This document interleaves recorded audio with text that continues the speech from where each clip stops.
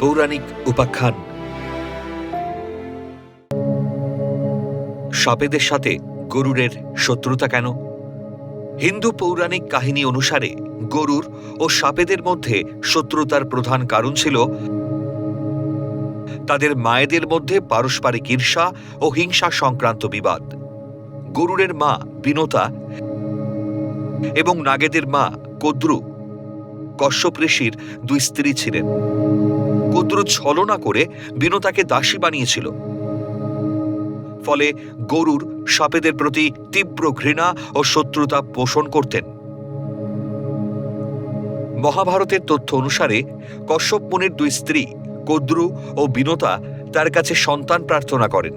কদ্রু 1000 শক্তিশালী নাগ পুত্র চেয়েছিলেন, আর বিনতা চেয়েছিলেন এমন দুই পুত্র যারা কদ্রুর সন্তানদের চেয়েও বেশি শক্তিশালী হবে। কশ্যপ মুনির বর অনুযায়ী স্ত্রী কদ্রুর 1000 ডিম প্রসব করেন ও যথাসময়ে 1000 সাপের জন্ম দিলেন। কশ্যপ মুনির বরে বিনতা মাত্র 2টি ডিম প্রসব করেন। অকালে জন্ম নেওয়ায় সেই শিশুটি অরুণ।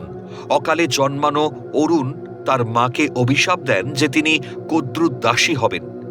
তবে দ্বিতীয় ডিমটি সময় মতো ফুটলে সেই পুত্রই তাকে দাসত্ব থেকে মুক্ত করবে। সে হল গরুর। বিনতার সন্তান হিসেবে গরুর জন্ম নেওয়ার পর দেখেন তার মা সাপেদের সেবা করতে বাধ্য হচ্ছেন। মায়ের এই অপমান মেনে নিতে না পেরে তিনি সাপেদের ধ্বংস করার শপথ নেন।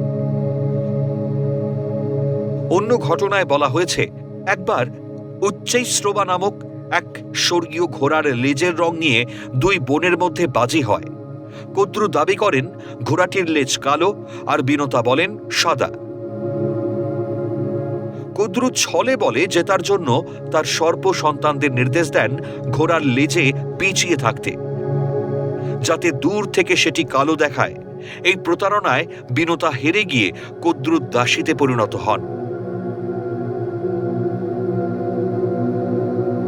কদ্রু শর্ত দেয় যে যদি গরুর স্বর্গ থেকে অমৃত এনে দিতে পারেন তবেই তারা বিনতাকে মুক্তি দেবে। যখন গরুর অমৃত আনার জন্য যাচ্ছিলেন তখন তার ক্ষুধা নিবারণের জন্য পিতা মহর্ষি কশ্যপ মুনি তাকে একটি বিশাল হাতি ও একটি কচ্ছপ খাবার নির্দেশ দেন। কিন্তু বিষ্ণুর অনুমতি সাপেক্ষে তিনি পরবর্তীতে সাপকে তার প্রধান খাদ্য হিসেবে গ্রহণ করার বর বা অধিকার লাভ করেন। গরুর দেবতাদের পরাজিত করে অমৃত নিয়ে আসেন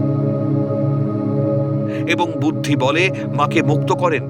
মাকে মুক্ত করার পর থেকেই গরুর সাপেদের প্রধান শত্রুতে পরিণত হন। ভগবান বিষ্ণুর থেকে তিনি বর পান যে সাপেরা হবে তার প্রধান খাদ্য। পুরাণ অনুসারে তিনি শুধু ক্ষুধার্ত হলেই সাপ খান না, বরং বিনাশকারী বিষাক্ত শক্তিকে দমনের জন্যেও সাপ খান, যা আজও লোকগাথা ও প্রাণীবিদ্যায় ঈগল বা বাজ পাখি সাপ শিকারের উল্লেখ আছে। গরুরের বীরত্বে তুষ্ট হয়ে বিষ্ণু তাকে সাপেদের ওপর আধিপত্য বিস্তার করার এবং তাদের ভক্ষণ করার আশীর্বাদ দেন।